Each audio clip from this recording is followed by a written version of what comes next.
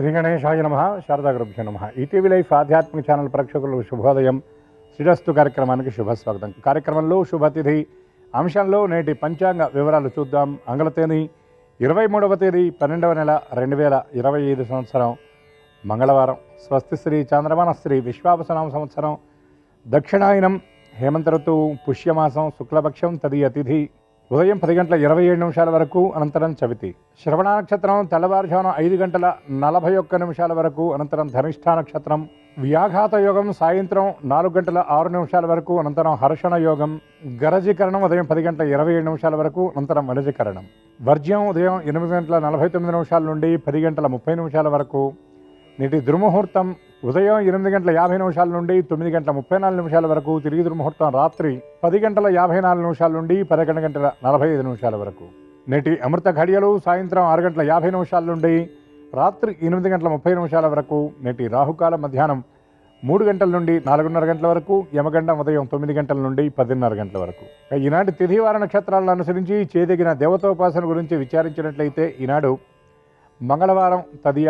ఈ తదియ తిథికి గౌరీదేవి అధిష్టానంగా ఉంటుంది. అటువంటి ఈ గౌరీదేవిని పరమ మంగళప్రదమైనటువంటి ఈ మంగళవారం నాడు ఆరాధించడం చాలా విశేషం. ఎందుకంటే గౌరవర్ణం కలిగినటువంటి తల్లి కనుక ఇవన్నీ గౌరీ అన్నారు. ఏమిటి గౌరవర్ణం అంటే? పసుపు ఎరుపు కలిపితే వచ్చేటటువంటి మంగళప్రదమైనటువంటి వర్ణం ఏదైతే ఉన్నదో దాన్ని గౌరవర్ణం అంటారు. అటువంటి గౌరవర్ణం కలిగినటువంటి గౌరి సమస్త మంగళస్వరూపిణి, మంగళదాయిని, దీర్ఘ సౌమంగళ్య ప్రదాయిని. అందుకే సహజంగా స్త్రీమూర్తులు గౌరీ ఆరాధన అనేది విశేషంగా చేస్తారు. ముఖ్యంగా వివాహ సమయంలో భర్త యొక్క సౌభాగ్యాన్ని కాంక్షిస్తూ భర్తతో తన జీవనం చక్కగా కొనసాగాలని సాగ్ర శతవర్ష పర్యంతం సుఖేన జీవన సిద్ధి కోసం ఆ గౌరీ వ్రతం అనేది నూతన వధువుతో ఆచరింపచేస్తారు. ఇది చాలా విశేషమైనటువంటి ప్రక్రియ. అమ్మ వైభవం ఎంత గొప్పది అంటే ఒక చక్కటి అలంకార శాస్త్రంలో ఒక శ్లోకం చెప్తారు. అమరీ కమరీ భార భ్రమరీ ముఖరీకృతం దూరీకరోతు దురితం గౌరీ చరణ పంకజం.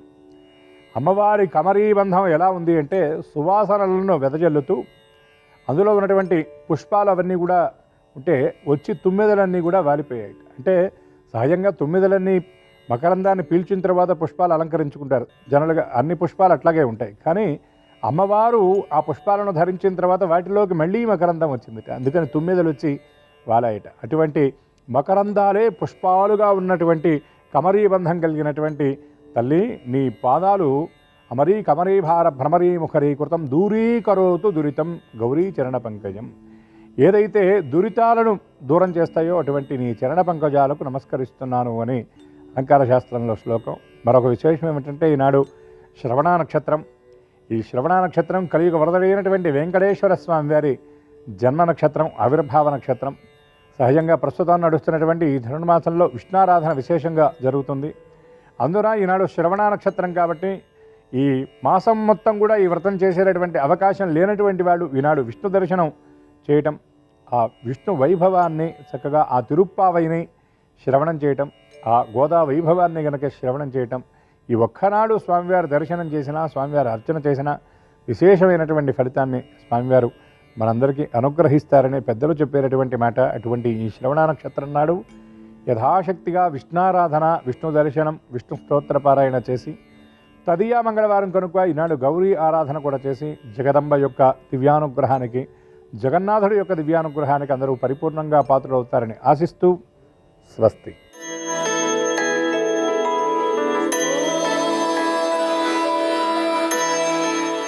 ఈటీవీ లైఫ్ ఆధ్యాత్మిక ఛానల్ ప్రేక్షకులందరికీ నమస్కారం.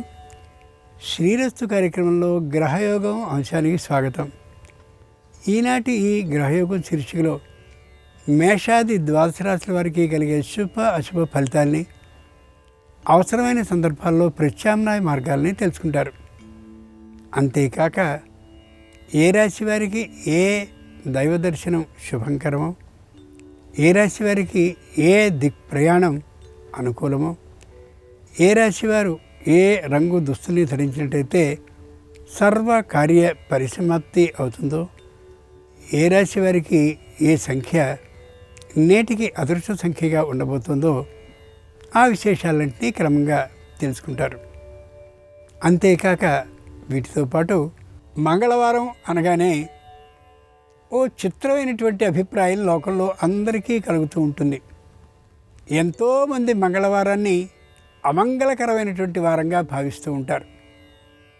ఇలాంటి సందర్భంలో మంగళవారం విశేషంగా పుణ్య ఫలితాన్ని ఇవ్వడం కోసమని మంగళవారం నాడు పాటించవలసిన విధి విధానాలు ఏమిటో ఆ విశేషాలని శ్రీకరం శీర్షికలో ఇప్పుడు మనం తెలుసుకుందాం.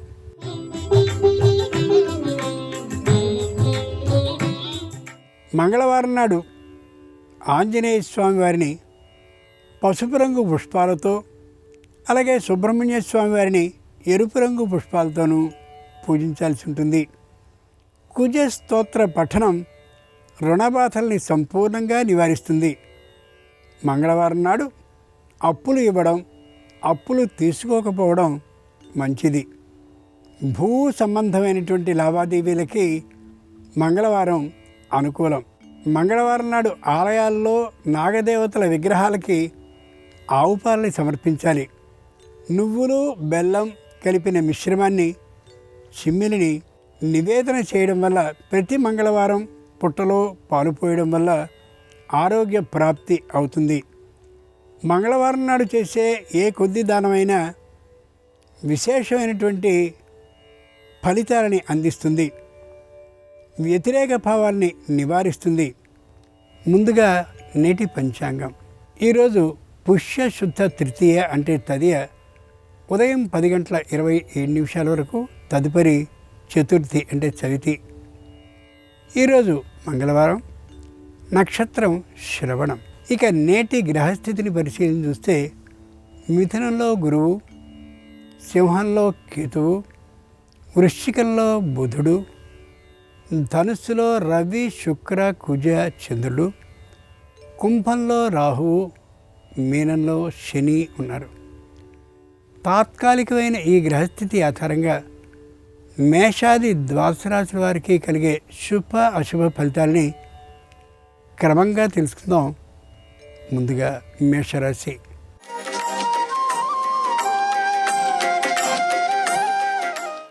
ఈరోజు మేషరాశి వారి ఫలితాలని పరిశీలన చూస్తే ఉద్యోగం నుండి పదవి విశ్రాంతిని లేదా వ్యాపార వృత్తుల్లో కూడా విశ్రాంతిని పొందదలిచిన వయసు కలిగిన వారు కూడా ఆర్థికమైనటువంటి లాభం కోసం తపన పడుతూ కనిపించవచ్చు. అధర్మానికి వ్యతిరేకంగా పనిచేస్తూ ఉంటారు తప్ప ధర్మబద్ధ వ్యాపారాన్ని చేయడానికే ఇష్టపడతారు తప్ప మరో తీరు ఆలోచన ఉండకపోవచ్చు. ఆర్థికమైనటువంటి లాభం పొందేటటువంటి సందర్భంలో నియమాల్ని ఖచ్చితంగా పాటిస్తారు. మంగళవారం సందర్భంగా మేషరాశి వారు దక్షిణామూర్తి వారిని పూజించి ఆవు పాలని నైవేద్యంగా సమర్పించినట్టయితే వ్యాపారంలో మనశ్శాంతి ఏర్పడుతుంది, ఆర్థిక లాభం కలుగుతుంది. తూర్పు దిక్ ప్రయాణం అనుకూలం. కలిసొచ్చే రంగు ఎరుపు. అదృష్ట సంఖ్య 4.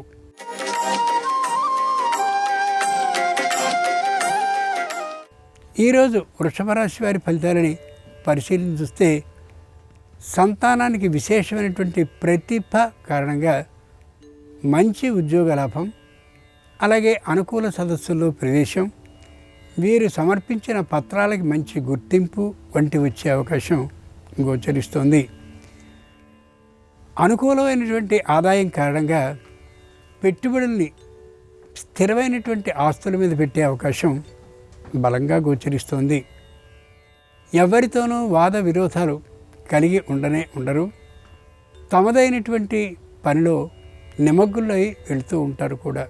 మంగళవారం సందర్భంగా వృషభ రాశి వారు దత్తాత్రేయ స్వామి వారిని పూజించి చక్ర పొంగలిని నైవేద్యంగా సమర్పించినట్లయితే ఉద్యోగంలో అభివృద్ధికి అవకాశం తప్పక కలుగుతుంది. ఉత్తరపు దిక్కు ప్రయాణం అనుకూలం. కలిసొచ్చే రంగు తెలుపు. అదృష్ట సంఖ్య 3.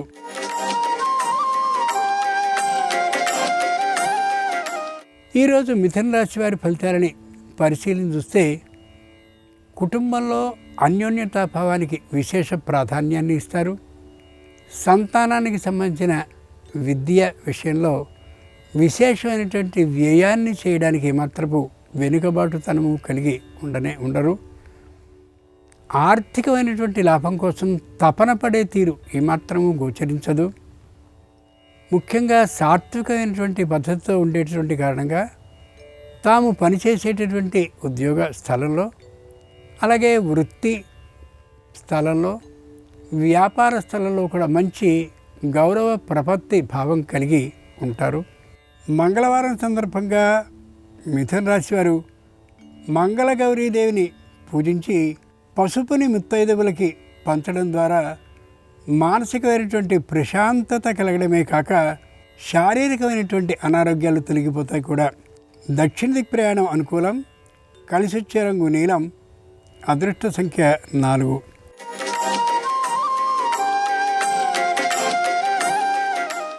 ఈరోజు కర్కాటక రాశి వారి ఫలితాలని పరిశీలించి చూస్తే మానసికమైనటువంటి నిర్వేద స్థాయిలో ఉంటారు. ఏది జరగబోతోందో అనేటటువంటి భయం, ఆందోళన నిరంతరం వారిలో ఉంటూ ఉంటుంది. నిద్ర లేమితనం కూడా ఉండొచ్చు. కుటుంబంలో దాంపత్యంలో మధ్యమ స్థాయి దాంపత్యం కారణంగా కూడా మానసికమైన అభద్రతాభావంతో ఉండే అవకాశం ఉండొచ్చు. వ్యాపారం గురించినటువంటి పెంపుదల కోసం ఏమాత్రపు కృషిని చేసే విధానమే ఉండకపోవచ్చు. మంగళవారం సందర్భంగా కర్కాటక రాశి వారు దుర్గాదేవిని పూజించి పానకం, వడపప్పును నైవేద్యంగా సమర్పించినట్లయితే రావలసిన బకాయిలు తప్పకొస్తాయి. వ్యాపార విషయంలో అనుకూలమైనటువంటి స్థాయిలో పెరుగుతుంది కూడా వ్యాపారం. పశ్చిమ దిక్ ప్రయాణం అనుకూలం. కలిసొచ్చే రంగు నీలం. అదృష్ట సంఖ్య 6.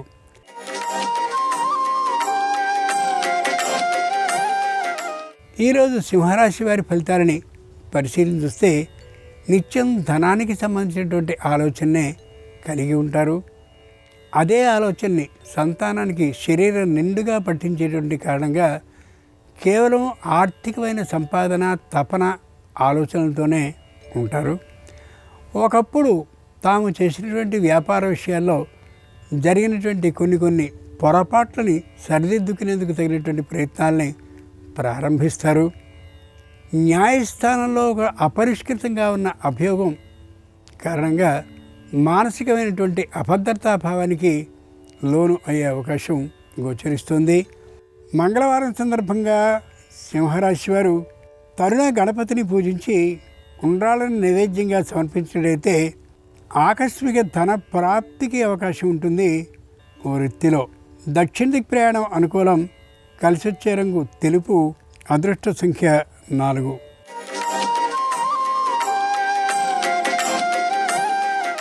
ఈరోజు కన్యారాశి వారి ఫలితాలని పరిశీలించి చూస్తే ఎవ్వరినీ వేరు చేసుకోవడానికి ఇష్టపడరు. నిరంతరం గ్రంథ పరిశీలనలో ఉన్నట్లుగా ఉంటారు. విదేశాలకు వెళ్ళి ఆర్థికమైనటువంటి లాభాన్ని పొందాలనే దృక్పథం మరింతగా పెరుగుతూ ఉంటుంది. ముఖ్యంగా తాపసులు, స్వాములు అయినటువంటి వారితో సంబంధ బాంధవ్యాల్ని మరింతగా పెంచుకుని ఆర్థికంగా సమున్నత స్థానాన్ని పొందాలనే ఊహలో ఉంటారు. కుటుంబంలో 1 లేదా 2 శుభకార్యాలు జరిగే అవకాశం గోచరిస్తుంది. మంగళవారం సందర్భంగా కన్యారాశి వారు శ్రీకృష్ణుడిని పూజించి నైవేద్యంగా వెన్నను సమర్పించినట్లయితే సకల సమస్యలు పరిష్కరింపబడి మానసిక ప్రశాంతత ఏర్పడుతుంది. ఉత్తర దిక్ ప్రయాణం అనుకూలం. కలిసొచ్చే రంగు పసుపు. అదృష్ట సంఖ్య 5.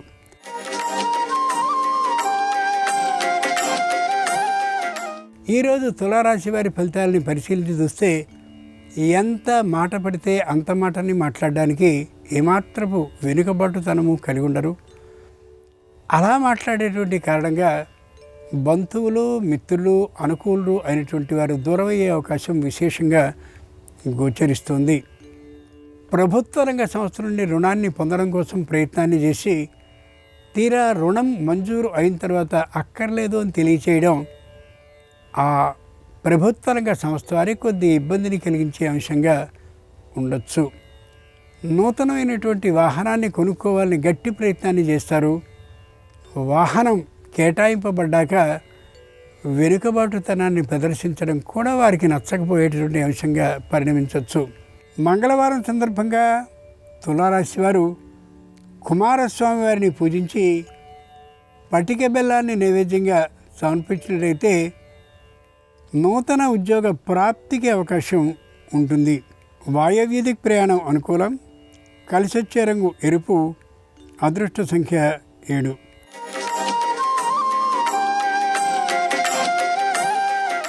ఈరోజు వృశ్చిక రాశి వారి ఫలితాలని పరిశీలించి చూస్తే వ్యాపారపరమైనటువంటి ఆదాయం ఎదుగుదల మధ్యమ స్థాయిలో ఉంటుంది తప్ప విశేషంగా ఉండే అవకాశం లేకపోవచ్చు. వృత్తిపరమైనటువంటి అనుమానాలు నిరంతరం కలుగుతూ ఉండేటటువంటి కారణంగా వృత్తిని సరైనటువంటి తీరులో నడిపించడానికి ఒక ప్రత్యేకమైన మార్గాన్ని ఎన్నుకోలేకపోతారు. అన్నదమ్ములతో అపచెల్లెలతో సయోచ్యతాభావాన్ని కలిగి ఉంటారు. మాట తొందరతనం కారణంగా అనుకూలమైనటువంటి వారిని కూడా ప్రతికూలుగా చేసుకోగలిగిన విధానం గోచరిస్తుంది. వృత్తి ఉద్యోగ వ్యాపారపరమైన ఆదాయాలు ఈ రాశి వారికి మధ్యమంగానే ఉంటాయి తప్ప విశేషంగా ఉండే అవకాశం ఉండకపోవచ్చు. మంగళవారం సందర్భంగా వృశ్చిక రాశి వారు విజయగౌరీదేవిని పూజించి ద్రాక్ష పండ్లను నైవేద్యంగా సమర్పించినట్టయితే సంపూర్ణంగా ఆర్థికమైనటువంటి లాభం చేకూరే అవకాశం ఉంటుంది. అనుకూలమైనటువంటి దిశగా ఉద్యోగం కొనసాగుతుంది కూడా. ఉత్తర దిక్ ప్రయాణం అనుకూలం. కలిసొచ్చే రంగు తెలుపు. అదృష్ట సంఖ్య 8.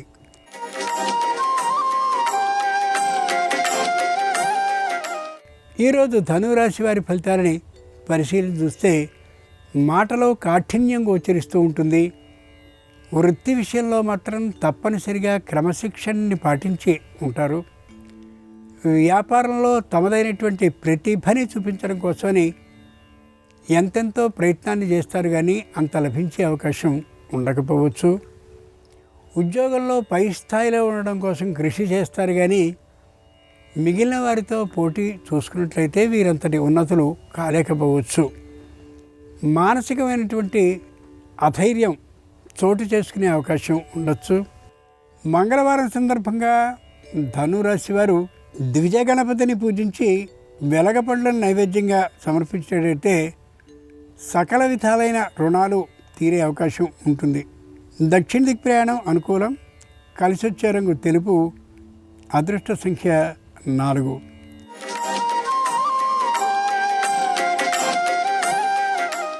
ఈరోజు మకర రాశి వారి ఫలితాలని పరిశీలించి చూస్తే వ్యాపారాన్ని నడిపేటటువంటి దంపతులు ఇరువురు కూడా సంపూర్ణ అనారోగ్య స్థితిలో ఉండేటటువంటి కారణంగా వ్యాపారం తాత్కాలికంగా కుంటుపడే అవకాశం ఉండొచ్చు.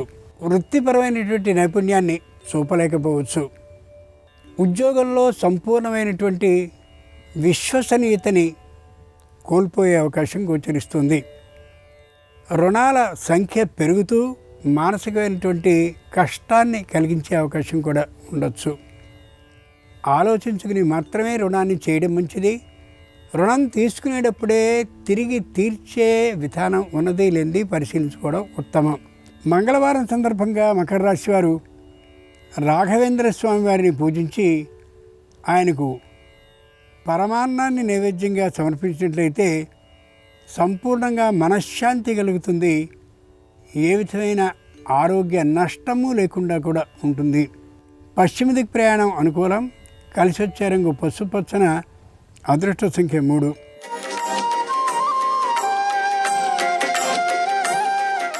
ఈరోజు కుంభరాశి వారి ఫలితాలని పరిశీలించి చూస్తే లోగడ చేసినటువంటి తప్పుల్ని జాగ్రత్తగా గమనించుకోగలుగుతారు. జరిగినటువంటి పొరపాట్లని గమనించడంతో పాటు సరిదిద్దుబాట్లు ఏవేవి ఉంటాయో వాటిని అవగాహనతో సరిచేసుకోగలుగుతారు. వ్యావసాయికమైనటువంటి భూముల మీద ఆదాయాన్ని మెల్లమెల్లగా పొందడం ఆనందాన్ని కలిగించే అంశంగా ఉంటుంది. చేస్తున్నటువంటి ఉద్యోగంలో సంపూర్ణమైన క్రమశిక్షణ విధానంతో ఉండగలుగుతారు. ఇతరుల విషయంలో జోక్యాన్ని ఏమాత్రము చేసుకోరు. మధ్యవర్తిత్వం కోసం ఎంతటి అనుకూలురు దగ్గరవారు ప్రయత్నించినప్పటికీ కూడా ఏమాత్రము అందుబాటులోనూ ఉండడానికి ఇష్టాన్ని చూపించరు.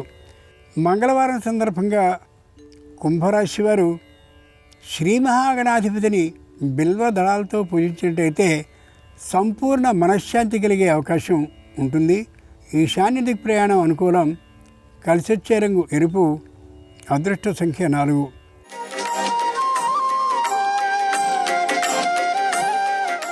ఈరోజు మీనరాశి వారి ఫలితాల్ని పరిశీలించి చూస్తే ఉద్యోగంలో చక్కనైనటువంటి కీర్తి ప్రతిష్టలని పొందగలుగుతారు.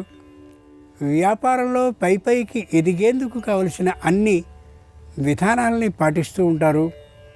శత్రువైనటువంటి వారికి కూడా తగినటువంటి సూచనల్ని ఇయ్యడంలో ఏమాత్రం వెనుకబాటుతనాన్ని చూపరు. బాంధవ్యంలో అక్కా చెల్లెళ్ళు, అనాథమ్ములు వీరందరితోనూ సంపూర్ణమైనటువంటి బాంధవ్య విధానాన్ని పాటిస్తారు. రుణాన్ని చేయడానికి మాత్రం వెనుకబాటుతనాన్ని చూపిస్తారు. ఇంతకుముందు చేసినటువంటి రుణాల్ని తీర్చేందుకు తగినటువంటి ఏర్పాట్లను చేసుకోగలుగుతారు. మంగళవారం సందర్భంగా మీనరాశి వారు శ్రీ మహాలక్ష్మిని పూజించి అరటి పండ్లను నైవేద్యంగా సమర్పించినట్టయితే ప్రతి ప్రయత్నము అనుకూలమైనటువంటి దిశగా ఉంటుంది. కుటుంబంలో ఐకమత్య సిద్ధి అవుతుంది కూడా. దక్షిణ దిక్ ప్రయాణం అనుకూలం. కలిసొచ్చే రంగు ఎరుపు, అదృష్ట సంఖ్య 8. ఇవి ఈనాడు ద్వాదశ రాశుల వారికి కలిగే శుభ అశుభ ఫలితాలు. ఈరోజు మంగళవారం అయినటువంటి సందర్భంగా ఆ ఆంజనేయ స్వామి, దత్తాత్రేయ స్వామి వారి సంపూర్ణ అనుగ్రహ భావం సర్వరాశుల వారికి కలగాలి హృదయపూర్వకంగా ప్రార్థిస్తూ స్వస్తి.